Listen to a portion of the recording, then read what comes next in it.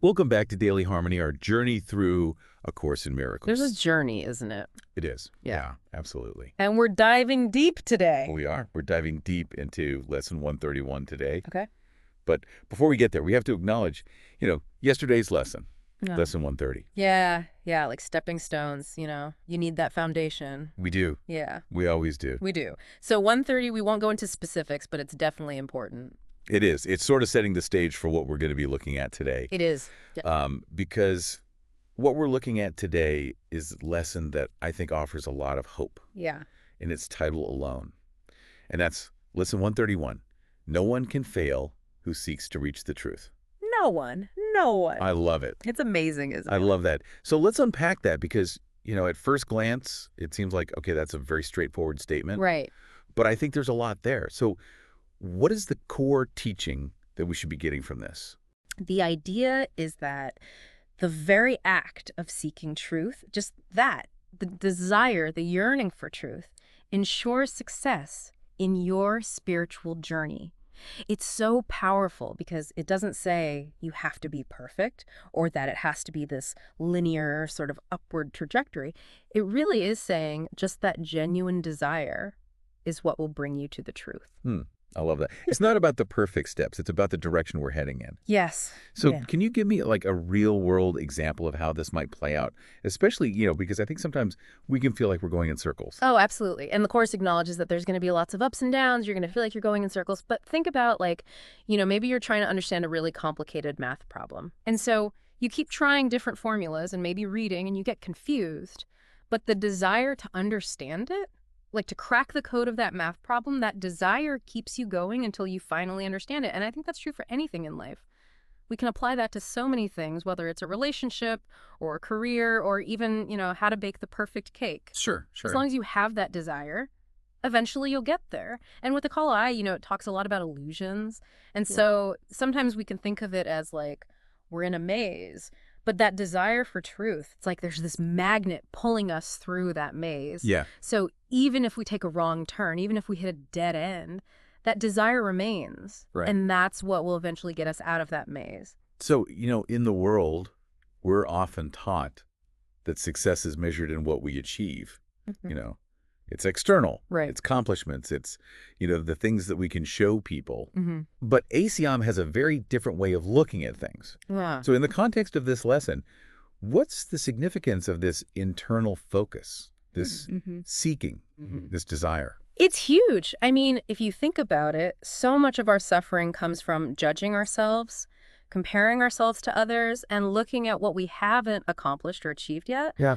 But the Course is saying, no, let go of all that. Because if you have that sincere desire, then that's all that matters. So it kind of frees us from all that pressure to constantly achieve and constantly be moving forward in this linear way. Yeah. It allows us to really trust the process and kind of relax into the process, because the Course also says that we're all already connected to this truth, to this love. This is our true spiritual nature, right? Mm-hmm. And that desire is what awakens us to that. It reminds us. Yes. Yeah. Exactly. And so for anyone listening who's ever felt that doubt, that feeling that, maybe I'm not getting this, maybe I'm not doing this right, maybe I'm not good at this spiritual thing. Yeah. This is such a reassuring message. Yeah, absolutely. That it really is about the desire. Yeah. Now, I want to go a little bit deeper. Okay. Because you said something really interesting a moment ago. You said that, this desire is what kind of awakens us to that truth, to that love. Mm-hmm.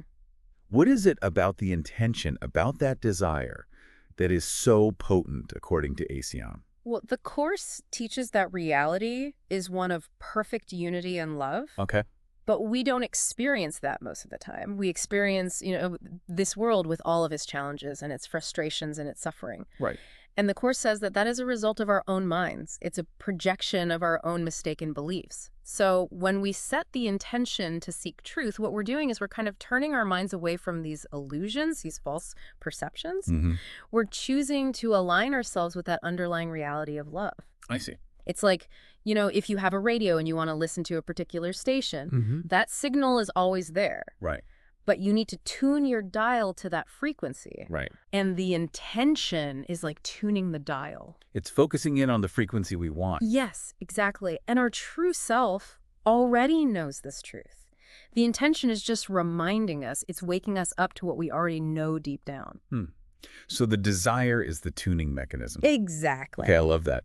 But what happens, because we all have these moments, those moments where the static comes in Right. and we feel lost or, maybe we even feel like we've taken a step backward. Yeah. How does Lesson 131 advise us to handle those kinds of moments? It says don't freak out. Yeah. This is totally normal. This is part of the process. It encourages us to view these challenges not as failures, but rather like, maybe a cloudy day. Like the sun is always there, Mm-hmm. but sometimes the clouds obscure it. I see. But it doesn't mean the sun has disappeared. Mm-hmm. And so the important thing is to not let those moments, those cloudy moments, those moments of confusion or those setbacks diminish that core intention. To dim the light of the desire. Exactly. Yeah. Like if you're working on that math problem and you hit a wall, you don't just give up and say, well, I guess I'll never understand math. Right, right. You just try a different approach. You get some help, you look at it from a different angle.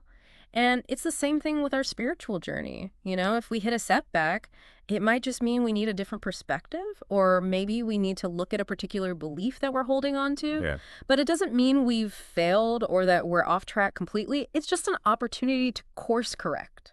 And the desire will guide us to make those course corrections. Exactly. Yeah. Okay.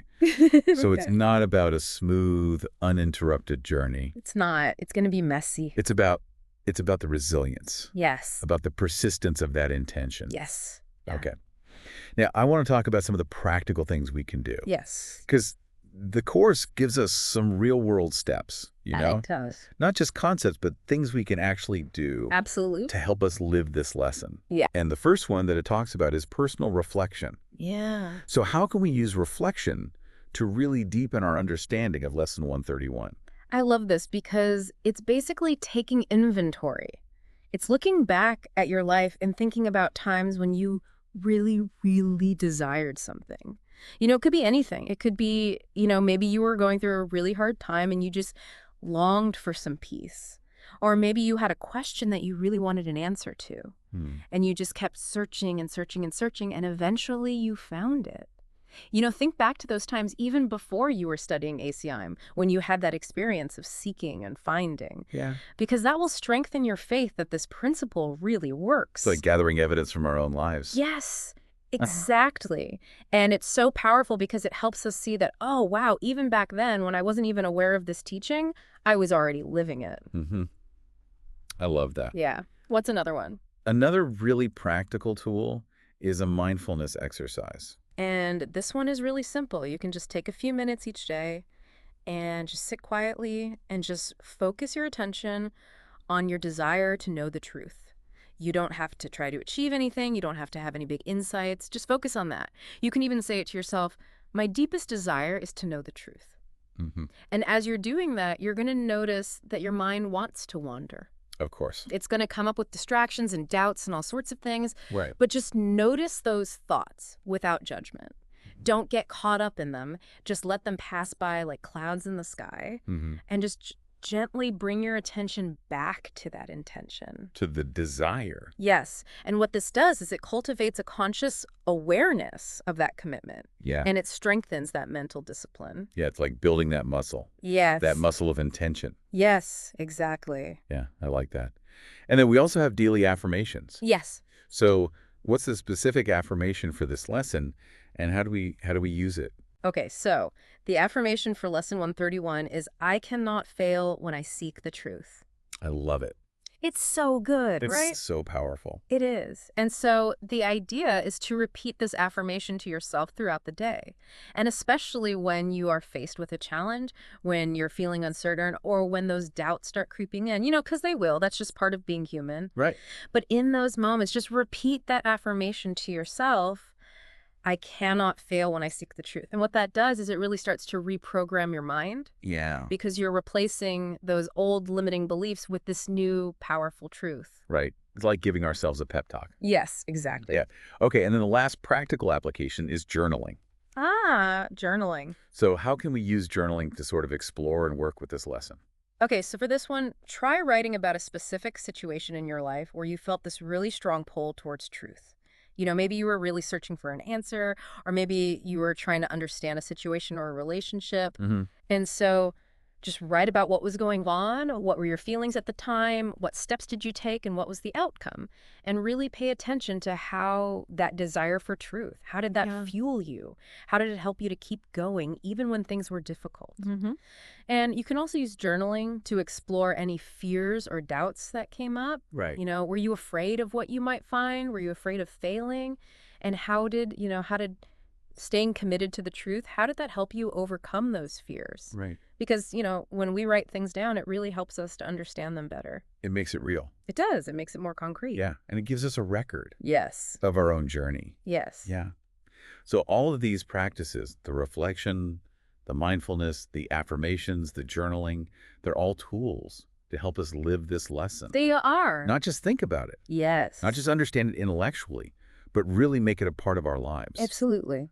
Now, I want to touch on something that I think is implied in this lesson, and that's the idea of trusting our inner guidance. Yes. That, we have this inner wisdom. So how does this promise of success, that no one can fail who seeks to reach the truth, how does that tie into that idea of inner knowing?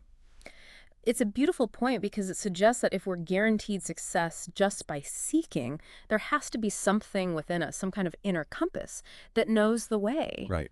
Because it's not coming from our limited ego minds, right? It's coming from something deeper. And so when we set that intention to seek truth, we're aligning ourselves with that inner wisdom. We're saying, okay, I trust that you know the way, even if I don't see it right now. So it's about surrendering to that. Yes. Yeah.